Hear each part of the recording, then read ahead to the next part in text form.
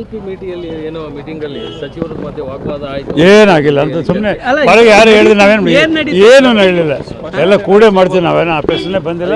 ಹೊರಗೆ ನಿಮ್ಮ ಮಾಧ್ಯಮದವ್ರು ಮಾಡಿದ್ದು ಯಾರ ಮಾತು ಕೇಳಿದ್ರೆ ಏನೂ ಆಗಿಲ್ಲ, ಸುಮ್ಮನೆ ಹೊರಗೆ ಬಂದು ಮಾತಾಡಿದ್ರೆ ಒಳಗಡೆ ಆಗಿದ್ದೆ ನಿಮ್ಗೆ ಹೆಂಗೆ ಗೊತ್ತದೆ ನಡೆದಿದೆ.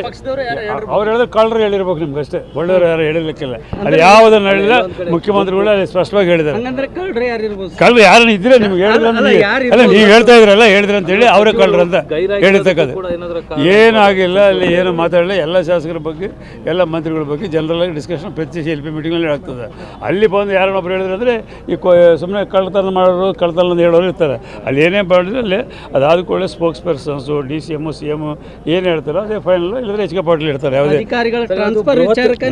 ಬಂದಿಲ್ಲ ಅಂತ ಯಾವುದು ಬಂದಿಲ್ಲ. ಆ ಟ್ರಾನ್ಸ್ಫರ್ ನೋಡಿ ಇವತ್ತೇ ಅನೇಕ ಕಡೆ ಇದ್ದಾರೆ ಅವರು ಪ್ರತಿಗಳು ಬರ್ತಾರೆ. ನಿನ್ನೆ ನಾನು ಅವರು ಮಾತಾಡಿದ್ವಿ, ಮನೋಣ MLA ಬಂದಾಗ ಮಾತಾಡಿದವ್ರು ಹೇಳಿದ್ರು ಮೊದಲೇ ಇವತ್ತು ತಾರೀಕಿಗೆ ಅಲ್ಲಿ ಫಿಕ್ಸ್ ಮಾಡ್ಕೊಂಡ್ರು ಅವರು ಎಲ್ಲಿ ಸೇಡಮ್ನಲ್ಲಿ ಏನೋ ಪೂಜೆ ಕಾರ್ಯಕ್ರಮಗಳು ಫೌಂಡೇಶನ್ ಸ್ಟೋನ್ ಆಗ್ತಾ ಇದ್ದಾರೆ ಹೇಳಿ ಹೋದ್ರು ಅವರು. ಏನಾಗಿಲ್ಲ, ಸುಮ್ಮನೆ ಯಾಕೆ ಮಾಡ್ತಾರೆ ಅವು ಯಾವುದಿಲ್ಲ, ವರ್ಗಾವಣೆ ಇಲ್ಲ ನಮ್ಮಲ್ಲಿ ಆ ಪ್ರಯತ್ನ ಇಲ್ಲ.